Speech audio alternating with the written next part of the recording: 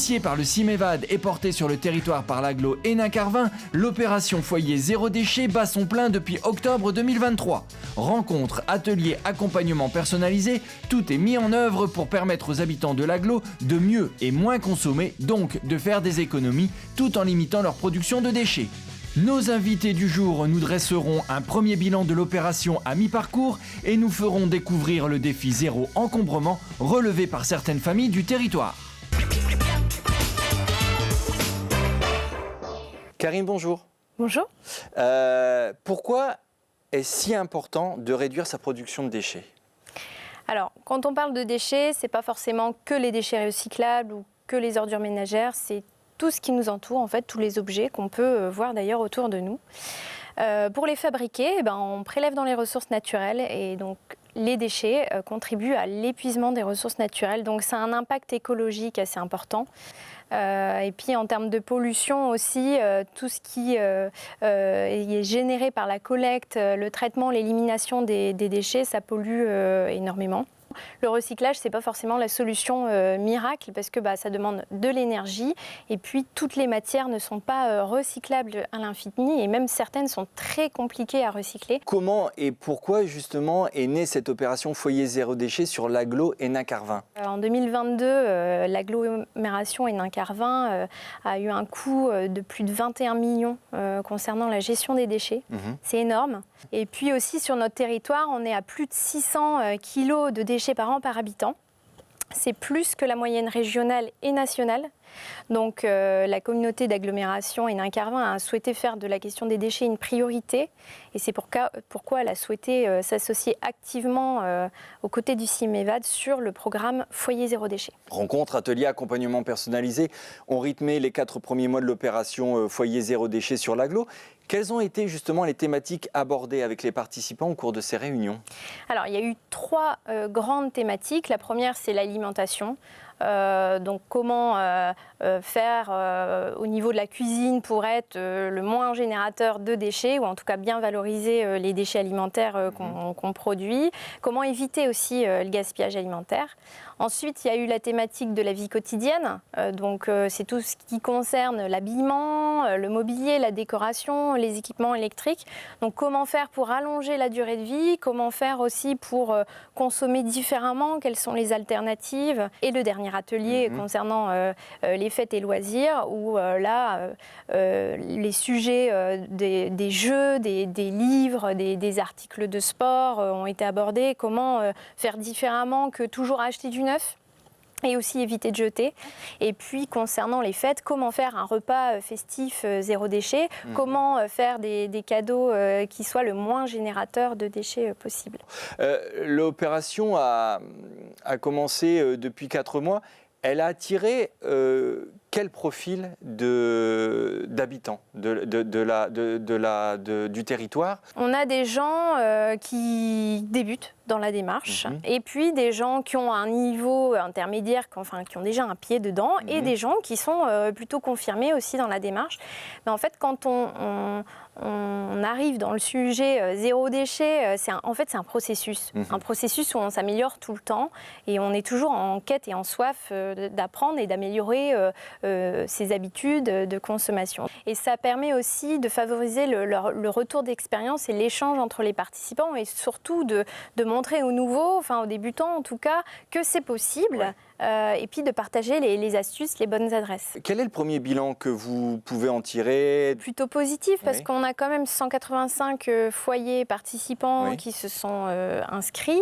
On a réalisé 21 ateliers, donc 3 ateliers dans 7 communes différentes. On a une moyenne de 20 personnes par atelier, ce qui est vraiment bien. Et on a même, en fonction des communes, beaucoup plus de participants. Vous avez proposé également des accompagnements personnalisés, il me semble. On a lancé des défis aux foyers participants, donc à chaque thématique.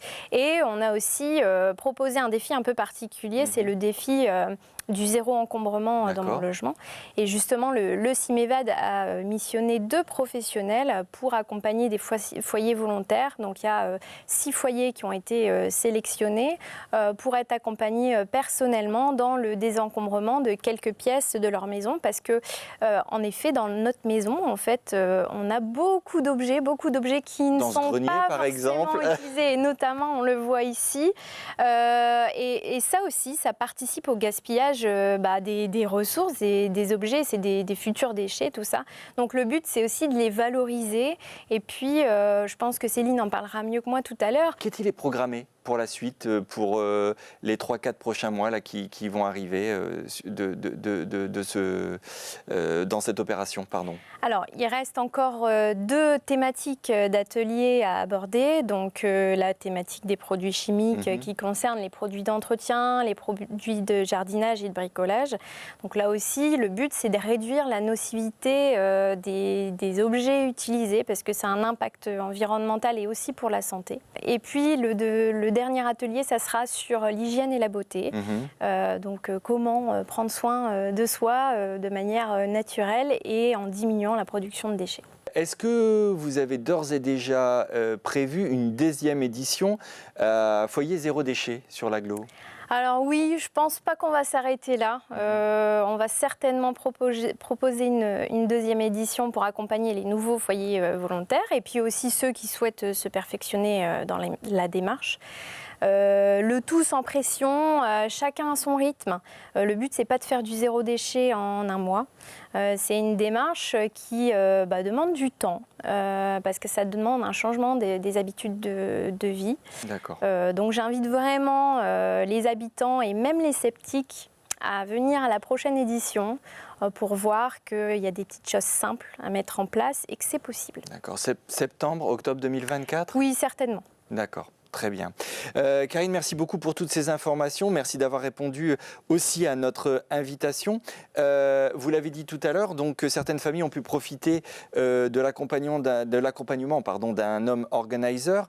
On regarde d'ailleurs tout de suite un reportage et on se retrouve juste après.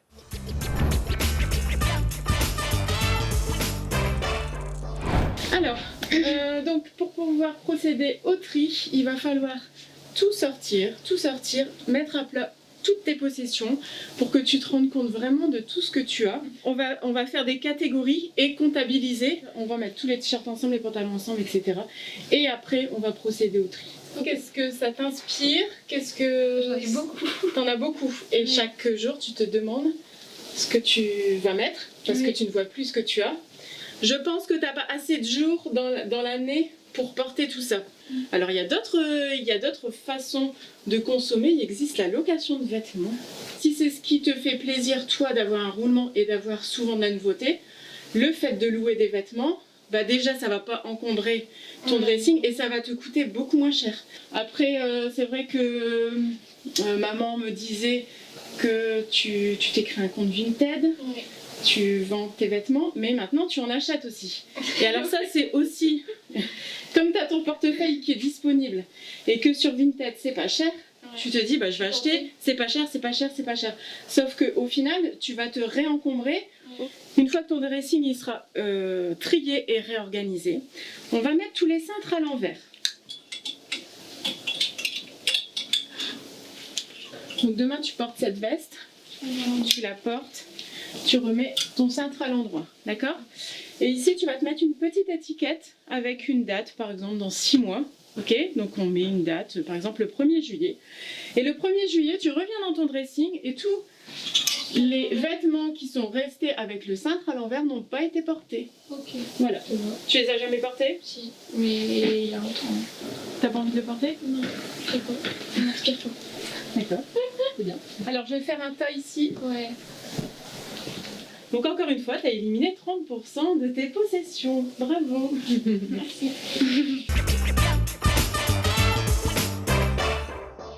Voilà, de retour sur le plateau dont vous en parle, en compagnie de Céline Duterrage, home organizer, qui est intervenue donc dans certains des foyers de l'agglomération en accompagnement personnalisé. Première question, Céline, comment il est mon grenier ? visuellement, il est en bazar. D'accord, voilà. Voilà. Il y a du travail de rangement à Il y faire. a du travail de rangement et comme tout est éparpillé un peu partout et en plat, Oui. au plat, ça donne une sensation vraiment de bazar et voilà, il y a de quoi ranger. On reprendra donc rendez-vous à la fin de notre entretien. Comment vous définiriez justement votre métier, Céline? Home organizer, c'est quoi? Alors, home organizer, donc c'est un métier en plein développement avec nos vies à 100 à l'heure, avec les enfants, le travail, etc. Les maisons sont devenues des lieux de passage. Voilà. Et le souci, c'est qu'on ne prend pas le temps de se poser et d'organiser la maison comme il le faut pour s'y retrouver. Home organizer, ça veut dire organisatrice d'intérieur ou coach en rangement. D'accord. Alors, ça commence à être de plus en plus médiatisé actuellement. Le but, c'est que vous soyez bien chez vous, que vous retrouviez l'espace initial de votre maison, en fait, que vous ayez de la circulation. Et en parlant d'objets aussi, c'est vous faire prendre conscience du poids des objets dans votre quotidien. D'accord. Parce que, en fait, tous les objets qui vous entourent ont un poids. Parce que ces objets, il faut par exemple là, bouger tous ces livres-là pour accéder à celui-ci. Vos placards sont encombrés. Si vous voulez accéder derrière, de toute façon, vous ne savez plus ce que vous avez derrière vos placards. Donc, vous rachetez. On ne s'y retrouve plus. Notre maison nous fatigue. Et globalement, on fuit notre maison parce que... Perte de temps, perte d'énergie. Tout à fait, tout à fait. Alors, comment justement s'articulent vos interventions en règle générale? Quand vous arrivez dans un foyer, voilà, comment procédez-vous? Alors, tout d'abord, avant d'intervenir, je fais un diagnostic au domicile des clients. Alors, par exemple, si on m'appelle pour une cuisine, j'ai besoin de voir la totalité de la maison. Pourquoi? Parce que peut-être que dans votre cuisine, elle est toute petite, et que ça déborde, alors que vous pourriez avoir de la place, par exemple, dans la salle à manger pour ranger votre vaisselle. Donc voilà, c'est vraiment faire le tour de votre maison, comprendre comment vous fonctionnez et pourquoi vous en êtes arrivé là. Alors après, je travaille vraiment dans la bienveillance et sans jugement. Donc je fais le diagnostic de la maison entièrement et aussi pour nouer un contact avec la personne, parce que la personne nous ouvre les portes de son intimité. C'est pas facile, oui. C'est pas évident, parce qu'il y a une approche vraiment très psychologique. Moi, pendant mon accompagnement, j'amène la personne à se poser les bonnes questions sur le fait de garder tel ou tel objet et les amener à se détacher aussi des objets. Après ce diagnostic, on établit un plan d'action. Alors, soit on travaille par catégorie ou soit par pièce. Tout dépend du besoin des personnes. Quel est votre public cible? Qui fait appel à vous et dans quel cas vous intervenez? Globalement, les 9/10 de mes clients sont des retraités. Alors, des jeunes retraités ou alors des retraités un peu plus âgés. Pourquoi? Parce que c'est une génération qui a eu l'habitude de conserver. Ils ont des grandes maisons. Donc, quand vous avez une grande maison, vous avez un grenier, un sous-sol, une cave, ça ne dérange pas en fait de garder tous ces objets. Sauf que le jour où vous allez partir soit en maison de retraite, il faut... En fait, cette mission incombe à vos enfants. Et quand c'est les enfants qui doivent faire ce grand tri, les enfants, clairement, on est une génération maintenant où on a beaucoup moins de place, on a beaucoup moins de temps, donc on ne va pas s'encombrer avec les objets de nos parents. Donc, clairement, on loue une benne et puis on se sépare. Donc, il y a vraiment une prise de conscience de la part des retraités. Et aussi, quand je vous disais tout à l'heure que les gens sont de passage dans leur maison, quand vous êtes en retraite, là, maintenant, ça y est, vous vous posez dans votre maison. Et c'est là que vous vous dites, waouh, j'ai quand même tout ça comme objet, j'ai tous ces meubles. Ils ont besoin, en fait, d'avoir une impulsion. Ils ne savent pas par où commencer. Et voilà, donc je les accompagne et ça les booste, ça leur donne envie de continuer. Et puis, souvent, au bout d'une ou deux missions, les clients ont compris la démarche, ont compris la technique et ils réussissent à continuer tout seuls. Par eux-mêmes. Voilà. D'accord. Tout à fait. Généralement, une intervention, bien évidemment, vous ne faites pas tout en une fois. C'est en plusieurs étapes. Vous venez plusieurs fois dans le foyer. Comment ça s'organise, ça? Alors, c'est soit par demi-journée ou par journée. Tout dépend de la pièce. Par exemple, une cuisine, c'est une journée. Pourquoi? Parce que... Alors, comment je procède? C'est que si je viens chez vous faire votre cuisine, on va vider entièrement votre cuisine. Il n'y aura plus rien du tout dans vos meubles. Parce qu'en fait, on va mettre à plat tout ce que vous rangez verticalement. Parce que globalement, vous savez à peu près ce que vous avez, mais quand on va mettre à plat, vous allez vous dire « Ah oui, c'est vrai que j'ai 3 économes. Pourquoi j'ai 3 économes ?» Vous allez retrouver des robots ménagers, des robots ménagers qui sont démultipliés dans les logements. Donc, tant qu'ils sont pas obsolètes, en fait, ces objets méritent une autre vie ailleurs. Ouais. Généralement, quels sont les bénéfices ou les impacts de l'intervention, justement, de votre intervention sur notre intérieur? Vous simplifiez le quotidien et baissez votre charge mentale pour que chacun sache où chaque chose est rangée. Par exemple, quand j'accompagne des enfants, on étiquette les tiroirs, les placards, etc. Comme ça, les enfants savent exactement où se trouve chaque objet. Les jouets sont catégorisés. On sépare bien, par exemple, les voitures, les peluches, les Playmobil, les Lego. Tout est bien catégorisé pour qu'il n'y ait pas ce questionnement. Questionnement. Est-ce que vous avez déjà été confronté à un chantier un peu difficile? Oui, en fait, j'accompagne une famille qui est complètement dans l'isolement. Ils se sont encombrés ça fait 10 ans qu'ils se sont encombrés. Et donc, ils n'ont plus du tout de vie sociale parce qu'ils n'osent pas recevoir chez eux. Voilà, donc c'est une personne qui a récupéré tous les meubles et tous les cartons de son père décédé. En fait, elle les a un peu gardés comme dans un musée. Oui. Sauf qu'il n'y a plus du tout d'espace de circulation dans la maison. Il faut enjamber des cartons. Il y a juste une ligne de passage dans la maison. Et en fait, ces personnes n'ont vraiment plus de vie sociale. Et c'est vraiment dommage. Merci beaucoup, en tout cas, d'avoir accepté. Merci pour l'invitation. Notre invitation, et merci d'avoir éclairé tous ceux qui nous suivent sur votre métier de coach en rangement. On peut dire ça en français? Oui, tout à fait. Bon, voilà. Donc, de coach en rangement. Et quant à nous, donc on se retrouve très vite pour un nouveau numéro dont vous en parle. À très vite.